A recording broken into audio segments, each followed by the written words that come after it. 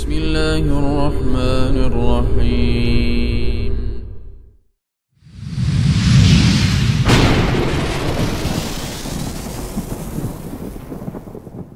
Bismillahirrahmanirrahim. Assalamualaikum warahmatullahi wabarakatuh. Innal hamdalillah nahmaduhu wa nasta'inuhu wa nastaghfiruh wa na'udzu billahi min shururi anfusina wa sayyiati a'malina may yahdihillahu fala mudilla lahu wa may yudlil fala hadiya lahu wa asyhadu an la ilaha illallah rabbi wahdahu la syarika lahu wa asyhadu anna Muhammadan 'abduhu wa rasuluh. يا أيها الذين آمنوا اتقوا الله حق تقاته ولا تموتن إلا وأنتم مسلمون يا أيها الناس اتقوا ربكم الذي خلقكم من نفس واحدة وخلق منها زوجها وبث منهما رجالا كثيرا ونساء واتقوا الله الذي تساءلون به والأرحام إن الله كان عليكم رقيبا يا أيها الذين آمنوا اتقوا الله وقولوا قولا سديدا يصلح لكم أعمالكم ويغفر لكم ذنوبكم ومن يطع الله ورسوله فقد فاز فوزا عظيما. Amma ba'du. Ayyuhal ikhwah rahimani wa rahimakumullah. Sebelum kita melanjutkan pembahasan kita dari kitab At-Tuhaf bil Ma'thuri 'anis Salaf min bab tadhkirah, sebagai pengingat saja, dan insyaallah mungkin yang lain sudah menyampaikan lebih rinci, bahwa kita berada sekarang di bulan Al-Muharram, dan Rasulullah sallallahu alaihi wasallam mengatakan afdhalus siyam ba'da Ramadan syahrullah al-Muharram. Dan puasa yang lebih baik, puasa yang terbaik setelah bulan Ramadan adalah puasa di bulan Al-Muharram. Dan di antara puasa yang dianjurkan dan ditekankan penganjurannya atau kesunahannya adalah puasa di hari Ashura, yang mana Rasulullah bersabda, "Siyamu yaumi Ashura ahtasibu 'ala Allah an yukaffira sanata allati qablah." Puasa di hari Ashura di tanggal 10 Muharram, aku berharap kepada Allah, kata Rasulullah, dapat menghapuskan dosa 1 tahun yang lalu. Dan Rasulullah berkeinginan untuk berpuasa di tanggal 9 di akhir hayat beliau jika diperkenankan untuk hidup hingga tahun 12 Hijriah. Namun Rasulullah wafat di tahun ke-11 Hijriah sehingga belum sempat berpuasa di tanggal 9 Muharram sebagai bentuk beliau menyelisihi orang-orang Yahudi. Maka siapa di antara kita yang memiliki kesehatan, kekuatan, tafadhalu untuk berpuasa di tanggal 9 dan 10 Muharram, yang insya Allah bertepatan dengan hari Kamis dan Jumat nanti. Jadi beberapa hari lagi nih, Kamis dan Jumat, diajak keluarganya, saudara-saudaranya, di-share di grup keluarga, di-share di status masing-masing ya. Bayangkan, kita nih belum tentu bisa puasa Asyura, melaksanakan amalan sunnah itu 50-60 kali, belum tentu. Usia ada yang sekarang sudah 40, 50, 30, macam-macam. Ajal nggak ada yang tahu.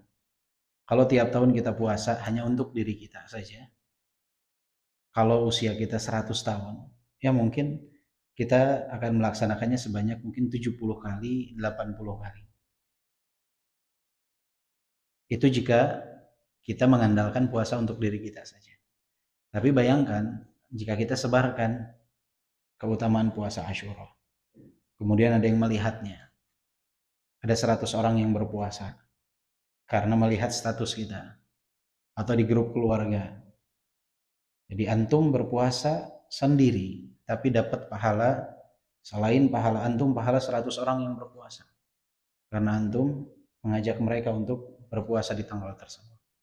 Kalau 100, kadang Masya Allah ada yang Allah berikan taufik, yang mana kontak di nomor handphone dia tuh ada yang sampai 1000, sehingga sekali dia pasang status yang lihat bisa 300-500 orang. Bayangkan 200 saja yang lihat, 200 yang melaksanakan, 200 orang ini ajak keluarganya, masing-masing 3 orang, 600. Padahal antum tinggal klik saja, tapi dapat pahala sebagaimana mereka berpuasa. Jadi Masya Allah, kesempatan untuk menyebarkan dakwah. Dulu kita 10-15 tahun yang lalu nggak kenal tuh puasa Tasu'a Asyura. Jarang yang tahu. Kenapa? Karena nggak setiap orang punya media. Dikuasai oleh media mainstream. Apa yang mereka ingin sebarkan, nah itu yang disebarkan. Yang kita tahu dulu tuh Asyura tuh ya kerbau bule. Yang kita tahu Asyura tuh orang Syiah mukul-mukul badan mereka. Yang kita tahu berkenaan dengan Asyura ya hal-hal itu. Tapi sekarang alhamdulillah nikmat dari Allah, setiap orang bisa dikatakan memiliki media kecil yang masing-masing bisa menyebarkan ilmu sehingga tersebar tuh. Dan alhamdulillah banyak orang yang sekarang tahu tentang puasa Tasu'a, puasa Asyura. Ini nikmat yang 15 tahun, 20 tahun yang lalu nggak didapatkan oleh kita. Maka manfaatkan puasalah, ajak keluarga dan sebarkan hal tersebut. Agar kita tidak hanya berusaha menjadi orang yang saleh, tapi juga berusaha menjadi seorang muslih yang mengajak orang lain berbuat kesalehan. Nah, saya nggak ada ilmunya, ya tinggal antum copy paste tulisan seorang syekh, tulisan seorang ustadz, atau tinggal dikirim ulang apa yang antum dapat dari situs-situs yang terpercaya, disertakan sumbernya. Nikmat, nikmat. Dakwah itu nggak harus semua ngomong, karena mic di setiap masjid paling cuma satu. Nggak bisa setiap orang bicara, tapi masing-masing punya handphone, bisa nyebarkan. Masing-masing punya kontak keluarga, ya disebarkan agar makin banyak orang yang giat dalam beribadah kepada Allah Subhanahu wa ta'ala. Taib ayyuhal ikhwah, insyaallah kita akan lanjutkan pembahasan dari kitab At-Tuhaf bil Ma'thuri Anis Salaf. Dan ini ada request dari DKM, anaknya kata DKM kita masih di bab ke-40-an nih. Sekarang masuk bab 42. Ada masjid yang lain yang mulainya setelah di sini tapi udah selesai gitu. Karena mereka tiap pekan. Maka request katanya kalau bisa Mbak Isya lanjut. Nah, bagi antum yang nanti pada Isya nggak ada halangan yang mau lanjut fadhol, yang ada halangan bisa pulang nggak masalah. Jadi pada Isya sedikit kita lanjut biar bisa semakin dekat dari menyelesaikan kitab ini insyaallah. Baik, kita masuk sekarang ke bab ke-42 yang diberi judul oleh Syekh Abdul Razak Al-Akhlaqu Mawahib. Akhlak adalah anugerah pemberian Allah Subhanahu wa taala. An Abdullah bin Mas'ud radhiyallahu anhu qala. Di sini Syekh Abdul Razak Al-Badr hafizahullah menukilkan perkataan Abdullah bin Mas'ud yang terdapat di dalam kitab Al-Adabul Mufrad yang ditulis oleh Al-Imam Al-Bukhari. Yang ditulis oleh Al-Imam Al-Bukhari. Yang mana Abdullah bin Mas'ud berkata, Inna Allah Ta'ala qasama bainakum akhlaqakum kama qasama bainakum arzaqakum. Sesungguhnya Allah Subhanahu wa taala membagi di antara kalian akhlak-akhlak kalian sebagaimana Allah Subhanahu wa taala membagi di antara kalian rizki-rizki kalian. Jadi akhlak itu pemberian Allah Subhanahu wa taala. Sebagaimana rizki kita yang memberi adalah Allah. Akhlak pun diberi oleh Allah Subhanahu wa taala. Maka Syekh Abdul Razak mengatakan, "Fal akhlaqu hibatun min Allah." Akhlak adalah pemberian anugerah dari Allah. Wa qismatun minhu, pembagian dari Allah. Wa tafaddul, dan Allah Subhanahu wa taala memberikan keutamaan. Falladhi yu'til arzaq huwa alladhi yu'til akhlaq. Zat yang memberikan rezeki dialah zat yang memberikan dan menganugerahkan akhlak. Qala Ibnu Qayyim rahimahullah fil Furusiyah, berkata Al-Imam Ibnu Qayyim rahimahullah di dalam Al-Furusiyah halaman 499, fa innal akhlaq mawahib yahabullahu minha ma yasha liman yasha. Sesungguhnya akhlak itu adalah anugerah pemberian Allah Subhanahu wa taala, yang mana Allah Subhanahu wa taala memberikan darinya apa yang Allah kehendaki kepada siapa yang Allah kehendaki. Akhlak banyak nih. Jadi ini pemberian dari Allah, memberikan apa yang Allah kehendaki kepada siapa yang Allah kehendaki. Walihada, oleh sebab itu kata Syekh Abdul Razak, kama annahu matlubun fi bab iktisabi rizq amran la budda minhuma. Oleh sebab itu, sebagaimana dibutuhkan dan diperlukan dalam bab mencari rezeki dua perkara yang harus dilaksanakan. Al-awwalu al-luju' ila Allah Subhanahu wa ta'ala wa tawakkal alaih. Yang pertama adalah kembali kepada Allah Subhanahu wa ta'ala dan bertawakal kepadanya. Wa tsani as-sa'yu fi talabir rizqi min wujuhihi al-mashru'ah al-mubahah. Yang kedua, menempuh jalan dalam mencari rizki pada perkara-perkara yang disyariatkan, yang dibolehkan. Fakadzalika fi babil akhlaq. Begitu pula dalam perkara akhlak. Matlubul luju ilallah bil manni bil akhlaqil al-fadilah wal adabil karimah. Seseorang harus kembali kepada Allah Subhanahu wa taala untuk mendapatkan, dianugerahkan akhlak yang baik dan adab yang mulia. Ma'asai wa mujahadatin nafs ala tahqiqiha. Dengan dia berusaha, berijtihad, melawan dirinya untuk menegakkan akhlak tersebut. Wabillahi wahdahu taufiq. Taufik semua berada di sisi Allah Subhanahu wa taala. Jadi di sini perkataan Abdullah bin Mas'ud itu mengatakan Allah Subhanahu wa taala itu membagi rezeki sebagaimana Allah membagi akhlak dan kebalikannya. Akhlak itu dibagi sebagaimana juga rezeki dibagi. Maka kata Syekh Abdul Razak, jika ini kita fahami, kita harus tahu seseorang itu jika ingin mendapatkan rezekinya, yang pertama dia harus kembali kepada Allah Subhanahu wa taala, bertawakal kepada Allah. Karena sumber rezeki dari siapa? Dari Allah. Yang kedua, dia harus berusaha, berikhtiar untuk mendapatkan rezeki tersebut di jalan yang disyariatkan oleh Allah Subhanahu wa taala. Ini harus dia pahami nih. Dia harus tahu konsep rezeki itu datangnya dari Allah. Sudah ditakar. Sebelum wafat pasti akan dapatkan rezeki itu. Maka kalau seseorang mencari rezeki, yang pertama harus dia lakukan bertawakal kepada Allah, menyerahkan kepada Allah. Yang kedua, menempuh jalan yang disyariatkan oleh Allah. Jadi orang itu ketika dia mencari rezeki bukan lagi cari uang. Dia lagi cari pahala. Kalau uang bisa saja dia dapatkan. Walaupun dia tidak keluar dari rumah, tidak berikhtiar. Tetapi pahala itu didapatkan olehnya di saat dia melangkahkan kaki berikhtiar. Jadi seseorang mencari rezeki tersebut itu bukan semata-mata mendapatkan kepingan dinar, dirham, uang, bukan. Tapi dia keluar itu cari rezeki untuk dapat pahala. Karena berijtihad, berikhtiar untuk memberi nafkah kepada keluarganya, untuk dirinya, untuk keluarganya, untuk orang tuanya. Kalau ini difahami oleh setiap muslim, maka nggak ada tuh seorang muslim yang berusaha mencari rezeki di jalan yang diharamkan oleh Allah Subhanahu wa taala. Kenapa? Karena dia tahu rezeki ini pasti datang ke dia. Konsep berikhtiar ini untuk dapat pahala dari Allah. Kenapa jadi ditempuh jalan yang diharamkan oleh Allah? Ini mindset ini harus ditanamkan dalam diri kita. Anak-anak kita ke bawah tuh harus ditekankan perkara itu. Antum keluar buat dapat pahala, bukan semata-mata dapat uang.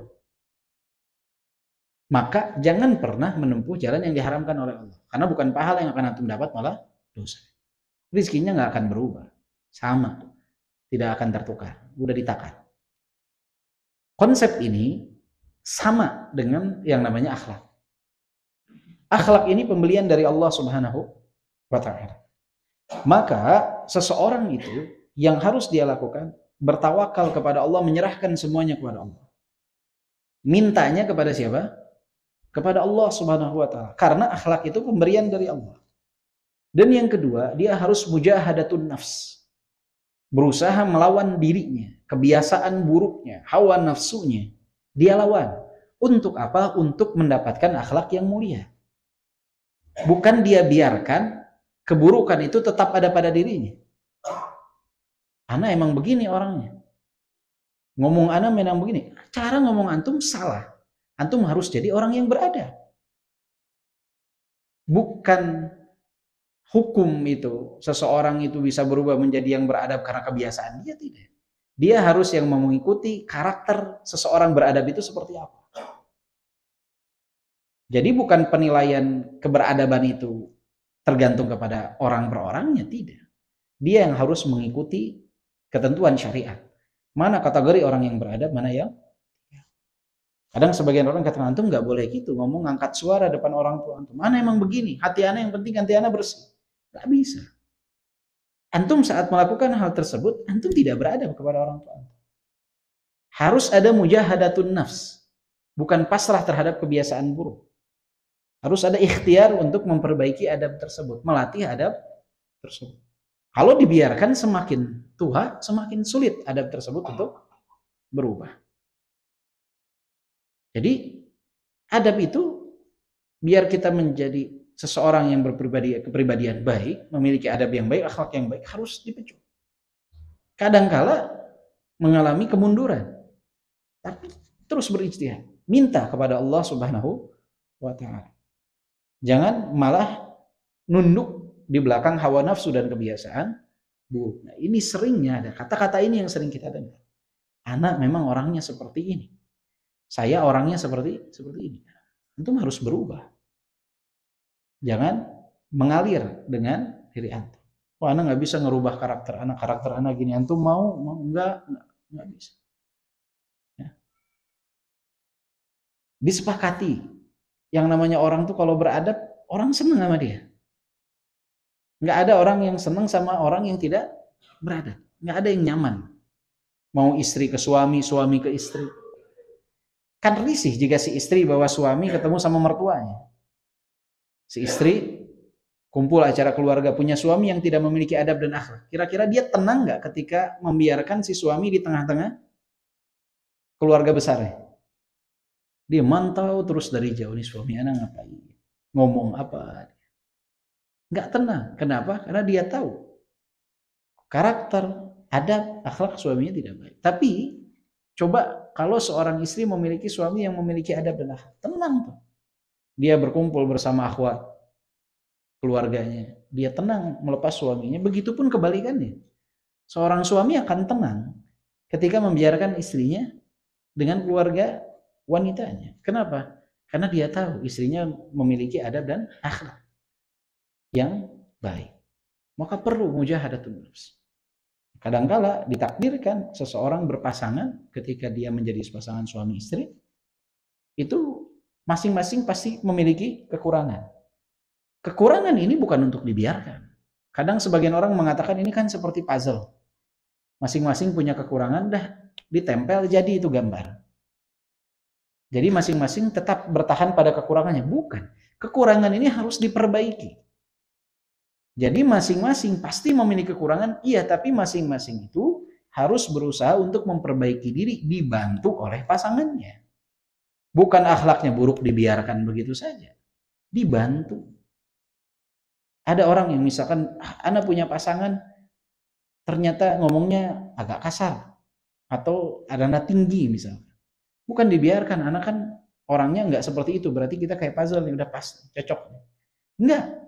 Kita harus bantu dia untuk memperbaiki kekurangannya.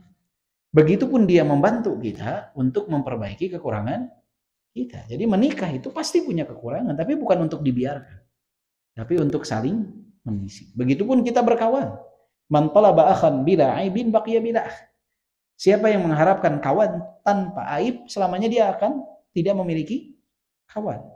Tapi bukan berarti ketika teman kita punya aib, kita biarkan. Bukan. Maksud dari perkataan tersebut bukan berarti dibiarkan. Tapi dituntut kesabaran dari diri kita dan berusaha, berdoa untuk saling memperbaiki. Jadi bukan dibiarkan. Jadi konsepnya harus difahami sebagaimana konsep rezeki. Pemberian dari Allah, kita minta kepada Allah, Allahumma kama ahsanta khalqi fa ahsin khuluqi. Ya Allah, sebagaimana engkau memberikan keindahan terhadap penciptaanku, maka indahkanlah akhlakku. Atau kama qala. Minta kepada Allah. Ya Allah, minta. Anugerahkan aku akhlak yang baik, anak-anakku, keturunanku, pasangan hidupku. Ya, berikan dia lisan yang baik agar tidak menyakiti orang lain. Karena berapa banyak orang yang dengan lisan itu sakitnya parah. Orang dipukul, sakit, bengkak sehari, 2 hari, 3 hari, 5 hari, seminggu, sepekan, selesai. Tapi kalau udah disakiti dengan lisan, tahunan tuh, bisa 5 tahun, 10 tahun, 20 tahun. Nggak lupa. Fulan dulu nyakitin anak tuh, Makanya jangan sampai kita banyak melukai orang karena akhlak yang tidak baik. Ya. Dan yang perlu diperhatikan bahwa akhlak ini dasar. Jadi para ulama terdahulu itu sebelum belajar ilmu, belajar adab. Kenapa? Karena di antara perkataan yang dinisbatkan kepada Abdullah bin Mubarak, nahnu ila qalilin minal adab ahwaju minna ila kathirin minal ilm. Kita jauh lebih membutuhkan yang namanya adab daripada keperluan kita terhadap ilmu. Bahkan sebagian mengatakan bil adabi tafhamul ilma. Dengan adab engkau akan memahami ilmu. Jadi dengan seseorang memiliki adab, dia akan mudah untuk memahami ilmu. Jadi salah satu sebab mudahnya kita faham ilmu adalah dengan kita memiliki adab. Adabnya seperti itu, banyak adab dalam menuntut ilmu. Di antaranya salah satu adab dalam penuntut ilmu yang telah kita bahas juga adalah seseorang itu tidak bertanya pertanyaan-pertanyaan yang disebut syudzadzul masail. Pertanyaan-pertanyaan yang nyeleneh, yang nggak ada dasarnya. Atau pertanyaan-pertanyaan yang tendensius, cenderung menyerang orang lain. Nah itu pertanyaan yang mancing untuk menyinggung orang lain. Itu sering terjadi. Yang seperti ini nggak akan berkah ilmu. Kalau misalkan begini dan begini, ada nggak? Nggak ada kasus. Kasusnya tidak ada. Kalau misalkan begini-begini. Misalkan, Fulan afwan, apa hukumnya makan awan? Coba bayangin. Apa hukumnya awan? Kira-kira ada nggak orang makan awan? Ini kalau ada gimana? Entar antum kalau udah di langit, antum tanya baru. Ya. Kadang nyindir dia. Ya. Tetangganya melakukan satu kemungkaran, dia tanya di majelis umum. Afwan mau nanya. Apa hukumnya kalau seseorang begini dan begitu? Tetangganya cemberut langsung kan dia. Yang kayak begini ilmunya nggak akan berkah. Itu salah satu. Makanya bila adabi tafhamul ilma, dengan adab engkau akan paham ilmu. Maka kita harus minta kepada Allah adab dan akhlak yang baik karena semuanya adalah pemberian dari Allah. Kemudian bab ke-43 Syekh Abdul Razak memberikan judul Atharul Ilm, napak tilas ilmu. Di sini beliau menukilkan perkataan dari Sufyan ibn Uyainah yang terdapat di dalam kitab Akhlaqul Ulama yang ditulis oleh Al-Ajiri. Yang mana di sini Sufyan ibn Uyainah itu sosok ulama yang sangat luar biasa ya. Bahkan kata Imam Malik, laula Sufyan la dhahaba ilmu ahli Hijaz.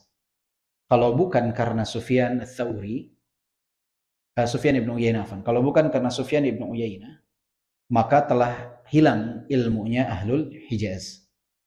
Ini perkataan dari Al-Imam Malik sebagai bentuk pujian beliau kepada Sufyan ibn Uyainah. Tapi murid-muridnya ya, tidak sebanyak dan tidak seaktif Imam Malik, Imam Syafi'i, Imam Ahmad ibn Hanbal, sehingga pendapat-pendapatnya tidak seperti pendapat Imam Malik, Imam Ahmad dan Imam Syafi'i, Imam Abu Hanifah yang dikumpulkan oleh murid-muridnya sehingga madhabnya bertebaran di mana-mana. Berbeda dengan Sufyan ibn Uyainah, Laits ibn Sa'ad dan yang lainnya. Yang banyak ulama mengatakan Laits ibn Sa'ad ini sangat faqih, luar biasa. Tapi muridnya nggak banyak. Ya, tidak banyak. Jadi Sufyan ibn Uyainah sangat luar biasa. Sini beliau mengatakan, "Idza kana nahari naharu safih, wa laili lailu jahiz, wa laili lailu jahil, fama asna'u bil ilmi alladhi katabtu."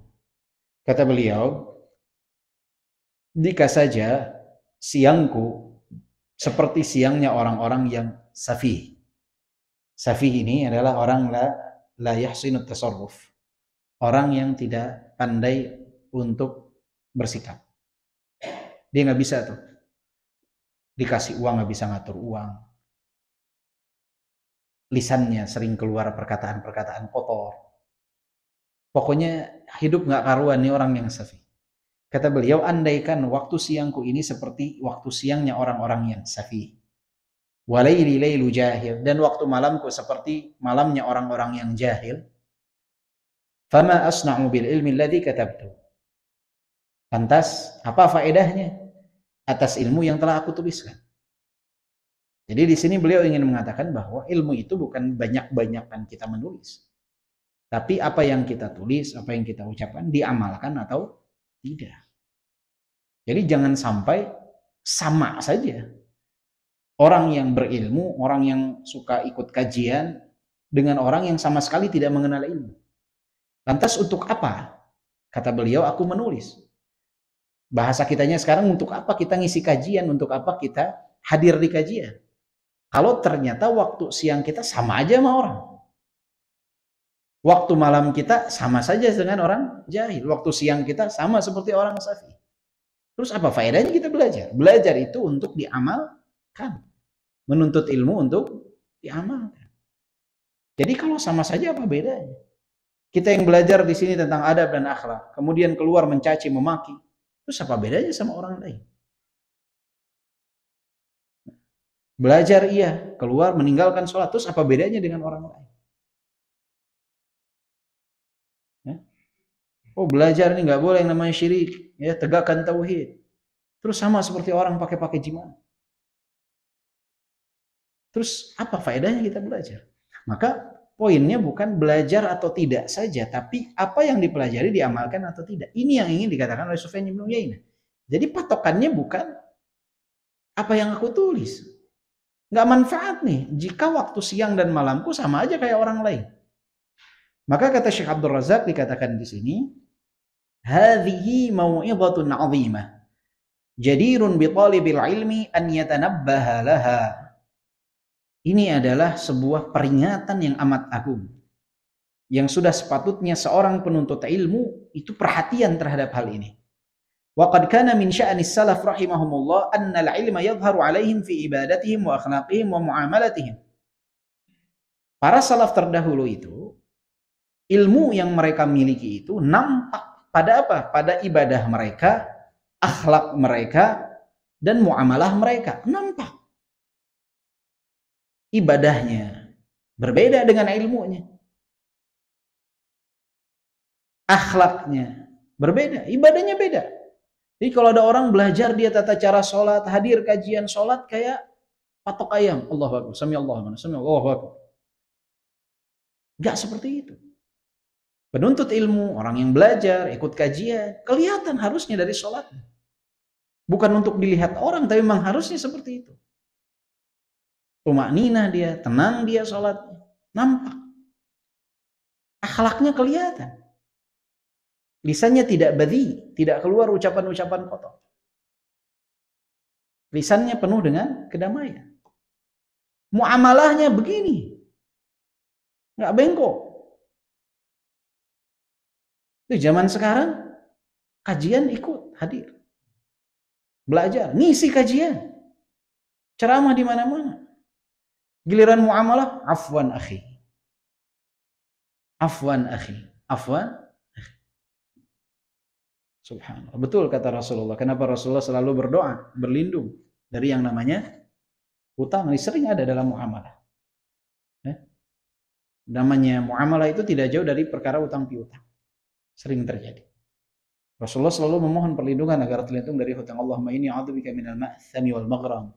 Ya Allah, aku memohon perlindungan kepadamu dari dosa dan dusta. Ditanya Rasulullah, kenapa engkau selalu berdoa agar terlindung dari hutang? Kata Rasulullah apa? Innar rajula idza gharima haddatha fakadzab wa wa'ada fa akhlaf. Sesungguhnya seseorang di saat dia berhutang, ucapannya penuh dengan dusta. Janjinya selalu diingkari. Sabda Rasulullah sallallahu alaihi wasallam. Tapi orang yang belajar harusnya dalam muamalahnya bisa lurus.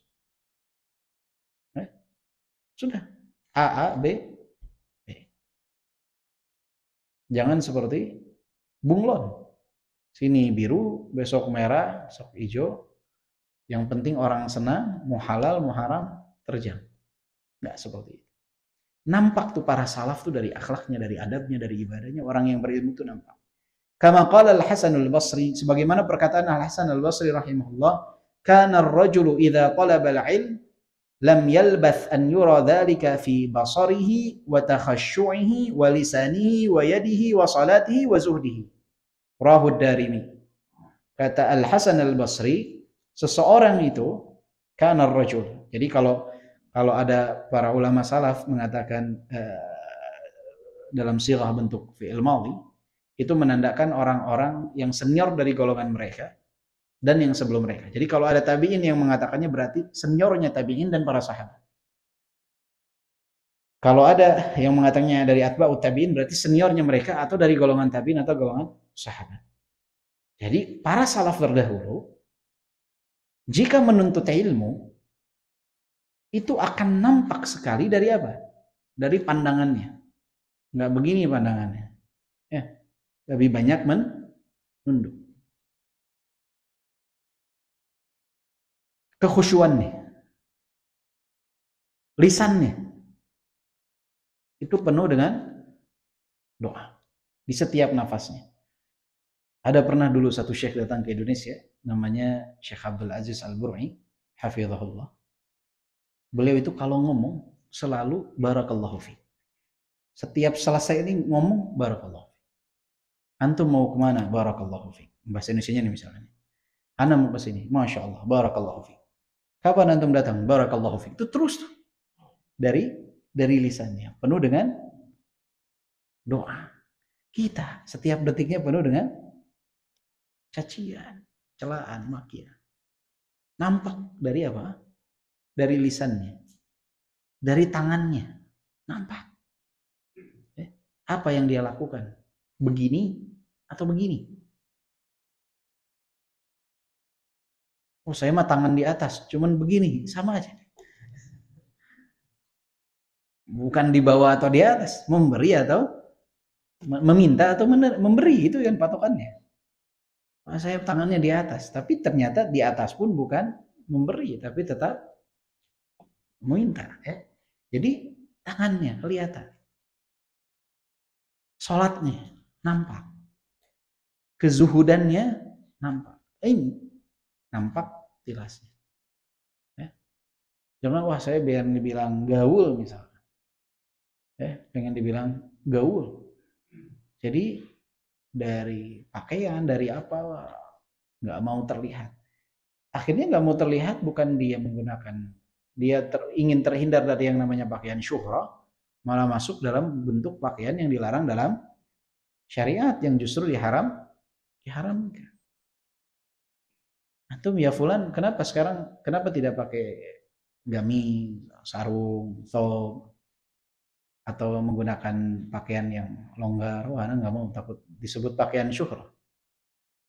Terus apa yang antum pakai? Pakai celana jeans, press, sobek-sobek, belahan belakangnya kelihatan, badan bajunya merecet sekali. Karena biar enggak sombong, biar tidak. Antum ingin terhindar dari yang antum sebut pakaian syuhrah, padahal saat ini di kita di Indonesia ini sudah tidak masuk dalam kategori itu. Antum malah terjerumus ke dalam pakaian yang dilarang dalam syariat. Antum kira antum saja yang tertarik kepada wanita ketika mereka menggunakan pakaian yang membentuk lekukan tubuh. Terus mereka tidak tertarik kepada antum gara-gara pakaian itu. Wanita pun sama, bisa terfitnah ketika laki-laki menggunakan pakaian yang nyerepet apa tuh bahasa? Ya, yang masuknya susah apalagi keluarnya. Masuknya setengah mati, keluarnya juga sama. Sama, perempuan pun terfitnah sebagaimana laki-laki terfitnah. Makanya dalam syariat nggak boleh pakai pakaian yang seperti itu. Jadi nampak dari hasil menuntut ilmu. Adzan dulu. Bismillah. Berikutnya ayuhal ikhwah, bab ke-44 yang diberikan judul oleh Syekh Abdul Razak, Jam'ul mal min hillihi. Mengumpulkan harta di jalan yang dihalalkan atau dari perkara yang dihalalkan.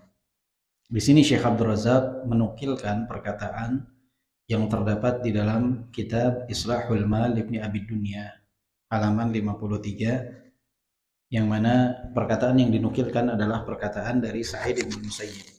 Sa'id bin Musayyib. Di sini beliau berkata rahimahullah, la khair. La khaira fi man la yuridu jam'al mal min hillihi. Yakuffu bihi wajhahu 'anil nas wa yasilu bihi rahimahu wa yu'ti minhu haqqahu. Tidak ada kebaikan dari seseorang yang tidak ingin mengumpulkan harta dari perkara yang halal, yang dengannya dia dapat menjaga wajahnya dari merendahkan diri di hadapan manusia, yang dengan harta tersebut dia dapat menyambungkan tali silaturrahim, yang dengan harta tersebut dia dapat memberikan apa yang menjadi haknya. Jadi nggak ada kebaikan dari orang yang nggak mau berikhtiar, berusaha mencari rezeki di jalan yang dihalalkan oleh Allah Subhanahu wa Ta'ala, yang itu dapat menghindarkan dirinya dari meminta-minta kepada makhluk, menghindarkan dirinya dari melakukan tindakan yang merendahkan diri, dan juga dapat dengannya dia menyambungkan silaturahim. Ya, jadi menjaga iffah, kemuliaan diri itu perlu dana. Dananya dapat dari mana? Bekerja di jalan yang dihalalkan, berusaha di jalan yang dihalalkan. Menyambung tali silaturahim itu perlu dana, walaupun variatif jumlahnya. Ada yang orang tuanya di luar kota, antum mau berangkat, perlu yang namanya ongkos bensin. Mau nelfon perlu pulsa. Gimana cara dapatnya? Bukan begini. Berikhtiar, berusaha. Maka kata Sa'id rahimahullah mengatakan, tidak ada kebaikan bagi orang yang nggak mau berusaha mendapatkan harta di jalan yang dihalalkan. Ini disyariatkan. Di zaman sekarang banyak orang yang nggak mau berikhtiar, nggak mau berusaha. Tumpang kaki, duduk, tidur. Ya fulan bekerja, nggak mau. Ya fulan berikhtiar, nggak mau. Nggak mau berusaha, tidak mau berikhtiar, malas. Ya, malas. Jadi ini kata Syekh Abdul Razak, hadza an-nushul bayyin yatadammanu at-tahdhir min maslakain dhamimatain. Ucapan nasihat ini yang sangat jelas ini di dalamnya mengandung peringatan terhadap dua jalan yang tercela. Wahuma, dua jalan yang tercela ini, yang pertama, jam'ul mal min ghairi hillihi min khilal at-tara'iq al-muharramah li tahsilil mal. Yang pertama, jalan yang tercela itu adalah seseorang yang mana dia mengumpulkan harta dari jalan yang tidak dihalalkan lewat perkara-perkara yang diharamkan untuk mendapatkan harta. Ini jalan yang tercela. Bekerja tapi di jalan yang diharamkan. Berikhtiar iya tapi di jalan yang diharamkan. Nggak boleh. Yang kedua, wa baqaul mar'i 'atilan la ya'mal fayusbihu 'alatan ala ghairihi. Jalan yang buruk yang kedua adalah orang yang nggak mau berikhtiar, nggak mau berusaha. Nggak mau berusaha. Pengen dapat uang tapi nggak mau berusaha. Ini dua jalan yang buruk. Jalan yang baik itu apa? Dia berikhtiar tapi di jalan yang dihalalkan oleh Allah. Itu baru yang benar. Kenapa harus berikhtiar? Kenapa harus berusaha? Karena jangan sampai untuk memenuhi kebutuhan hidup kita menadahkan kedua tangan, mengharapkan pemberian orang, mengharapkan rasa kasihan orang lain kepada kita. Tercela yang seperti itu, memalukan. Harus jual apapun, yang penting halal. Bekerja apapun, yang penting halal. Zaman sekarang orang mau bekerja gengsi, dia nggak mau bekerja. Pengennya ngumpulkan apa? Uang tiba-tiba datang saja begitu. Ya. Fulan ada sumbangan nggak? Minta zakatnya, minta sodakonya, ya gitu. Aib yang seperti itu. Apalagi hidung mancung. Ya. Subhanallah. Aib yang seperti itu. Ya, harus berikhtiar, harus berusaha. Sekarang banyak yang jadi malas yang namanya bekerja. Ya. Apalagi misalkan al-afu minkum, banyak yang sekarang mentarifkan diri. Dia anggap yang namanya berceramah atau berkhutbah itu adalah sesuatu pekerjaan yang memiliki target penghasilan. Ditarifkan. Bisa antum mengisi 1 jam 1 juta. Antum siap berapa? 500.000. Alafu, nggak bisa. Saya kalau 5 menit 500.000. Kalau ceramahnya 1 jam 10 juta. Subhanallah. Ditarif tuh. Dijual, betul-betul dijual apa yang disampaikan. Rugi yang seperti ini. Rugi sekali. Kenapa? Sampaikan. Antum ada fulan, dia berkhutbah misalnya. Dia berkhutbah atau dia berceramah. Tablik akbar. Disyaratkan oleh dia 10 juta bayaran. Tablik akbar yang datang 5.000 orang. Dia sampaikan, Bapak Ibu sekalian, nanti hari Jumat ada yang namanya puasa Asyura. Pahalanya 1, 2 disebutkan. Berpuasa. 5.000 orang berpuasa. Bayangkan, dia tadinya bisa mendapatkan pahala 5.000. Tapi dengan dia mentarifkan di awal 10 juta, sama saja dia bilang, saya nggak butuh pahala 5.000 orang puasa. Bayar saya 10 juta. Berarti sama saja dia hanya mentarifkan 1 pahala orang yang berpuasa itu 10 juta bagi 5.000. Berapa? 2.000. Jadi Anda nggak butuh pahala fulan nih puasa. Bayar 2.000 ente. Anda udah kasih tahu besok puasa Asyura. Ente bayar 2.000, ente bayar 2.000. Masya Allah. Jadi pahala 1 orang puasa ditarifkan oleh dia 2.000. Ada harganya nggak? 2.000 ditarifin sama dia. Padahal kalau dia tidak mentarifkan, dia bisa dapat pahala 5.000 orang yang berpuasa asal dia ikhlas. Jadi mentarifkan sudah salah satu tanda ketidakikhlasan. Pak, dia dikasih lain masalah tanpa dia meminta, mentarifkan. Tapi kalau bisa jangan juga. Kenapa? Karena banyak di zaman sekarang orang ketika berhasil memberikan uang kepada yang mengisi ceramah atau khutbah, dia merasa dia sudah bisa membayar orang tersebut. Si fulan mah gampang, amplopnya anak tahu. Itu sesuatu yang subhanallah, menyedihkan. Dan ini dikatakan, bayangkan, pernah dikatakan oleh siapa? Abdullah ibn Mubarak. Abdullah ibn Mubarak pernah memegang harta. Kemudian kata beliau apa? Laula hadhihi latamandala bina haula. Kalau bukan karena ini, kalau harta ini tidak ada di tanganku, kata Abdullah ibn Mubarak, latamandala bina haula. Mereka orang-orang yang memiliki harta akan menjadikan diri kita itu sebagai tisu-tisu untuk mengelap ingus mereka. Kalau bukan karena kita memiliki harta. Ulama akan dianggap remeh, akan dianggap rendah. Gampang tinggal dibayar. Amplopnya anak tahu. Si itu mah kasih sekian. Dan perkataan-perkataan semacam itu sering terdengar. Ini dikatakan oleh Abdullah ibn Mubarak zaman itu.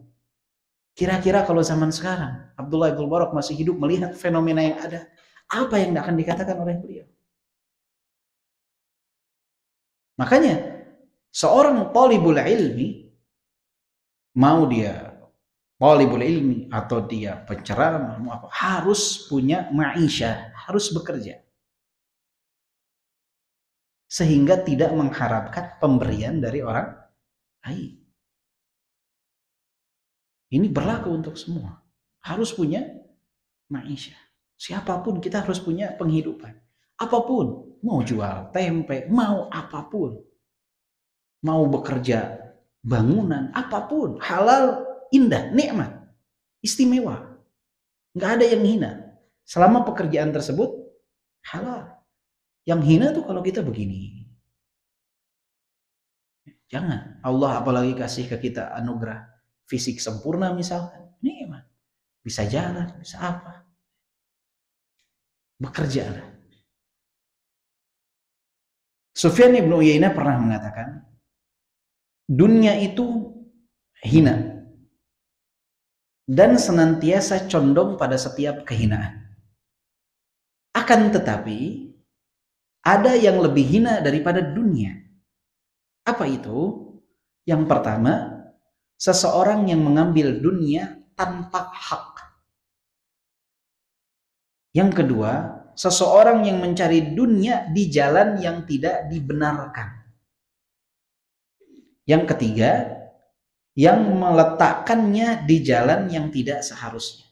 Jadi dunia ini hina dan condong pada setiap kehinaan. Tapi ada yang lebih hina daripada itu. Apa? Di saat seseorang mengambil dunia tanpa hak, dia curi harta orang, dia zalimi harta orang. Atau dia cari di jalan yang tidak halal. Mencuri hasil sogokan. Dan yang menyalurkannya di jalan yang diharamkan. Ini, kategori 3 ini lebih hina daripada dunia. Maka jangan sampai kita masuk kategori itu. Jangan sampai merampas harta orang, mengambil tanpa hak, jangan sampai mencari di jalan yang haram, dan jangan sampai menyalurkan di jalan yang haram. Dan ada nasihat luar biasa dari Sufyan rahimahullah, beliau mengatakan, man kana fi yadihi min hadhihi syai' falyuslihhu fa innahu zaman man ihtaja kana awwal ma yubdhal dinahu. Kata Sufyan, siapa yang di tangannya memiliki harta, maka kembangkanlah hartanya. Karena ini adalah zaman yang mana di saat seseorang membutuhkan harta, perkara pertama yang dia jual adalah agama. Jadi kalau punya modal, punya dana, putar. Jadikan penghasilan. Karena saat kekurangan, yang pertama kali akan dijual adalah agama. Zaman itu, apalagi kalau ketemu zaman kita sekarang. Zaman tersebut. Maka seseorang, kalau ada dana, putarkan. Ikhtiar. Capek, iya. Wah, anak kan harus ada kajian malamnya. Anak nanti nggak bisa hadir kajian, anak pengen hadir pengajian. Tetap antum harus bekerja. Pagi beres sholat subuh, beres zikir pagi petang, ke rumah mandi. Jam 8 kerja sampai jam 12. Sampai zuhur. Selesai zuhur, antum bekerja sampai asar. Beres asar, istirahat. Cukup. Jangan alasan anak ada kajian malam sepanjang hari, setiap hari nggak mau bekerja. Harus punya tanggung jawab. Apalagi laki-laki harus menjadi pemberi nafkah kepada keluarga. Dulu ini kan di Yaman itu ada masyayikh itu, para ulama itu nggak ada satupun yang mengandalkan pemberian. Nggak ada, nggak kenal yang namanya amplop tuh, nggak kenal. Rata-rata tuh semua bekerja. Ada salah satu syekh di Hadramaut, Abu Khalid, itu tiap hari kerja, motong kue di toko kue. Pagi malam ngajar, motong kue. Khatib, syekh, motong kue. Syekh Numair Al-Himyari, salah satu syekh mengajar di tempatnya Syekh Muqbil Al-Wadi, itu ngajar. Beres ngajar bawa gerobak, jualan melon semangka, keluar jualan. Beres ngajar nih, depan tulabnya siapa? Penuntut ilmunya, yang belajar ke dia siapa? Masya Allah, para asatidzah, para sebagian syekh juga belajar. Beres keluar, di luar halaman masjid, sudah berada di luar area masjid, bawa gerobak dagang. 50 real, 50 real, 100 real, 100 real. 50 real Yaman tuh kalau uang kita, 100 real Yaman kalau uang kita kurang lebih 5.000 ya. Dulu ya, 5.000. Kurang lebih. 500 real berarti ya 2.500 ya. Kurang lebih 2.500. 50 real tuh. Dipotong-potongin tuh semangka, melon. Berjualan.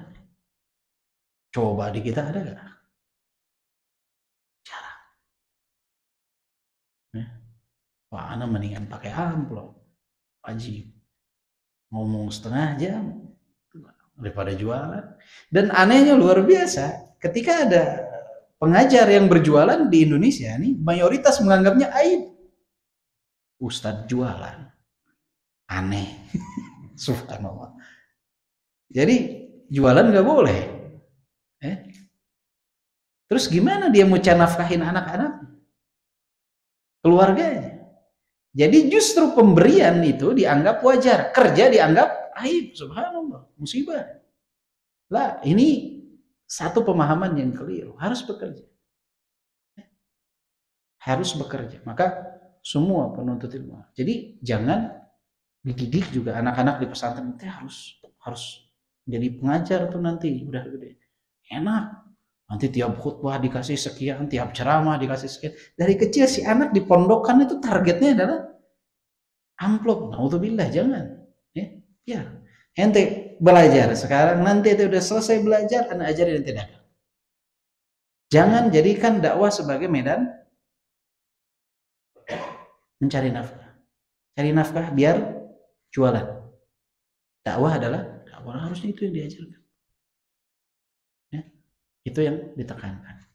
Maka perkataan yang sangat luar biasa dari Sa'id bin Musayyib ini, dan yang paling istimewa perkataan Abdullah bin Mubarak, laula hadhihi latamandada bina haula. Kalau bukan karena harta ini ada di genggamanku, kata Abdullah bin Mubarak, maka mereka akan menjadikan kita seperti alat pembersih ingus.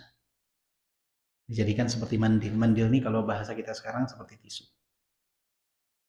Tapi karena ada ini, mereka menghargai kita, kata Abdullah bin Mubarak. Maka ambillah di jalan yang dihalalkan, salurkan di jalan yang dihalalkan, berikhtiar, berusaha, karena itu adalah bagian yang dianjurkan di dalam syariat Islam. Coba. Mungkin cukup sampai di sini. Lanjut. Ayo lanjut. Ba'da Isya. Yang mau lanjut, yang mau pulang ba'da Isya foto. Ya, insyaallah kita lanjut ba'da Isya beberapa bab insyaallah. Subhanakallahumma bihamdika asyhadu an la ilaha illa anta astaghfiruka wa atubu ilaik. Assalamualaikum warahmatullahi wabarakatuh.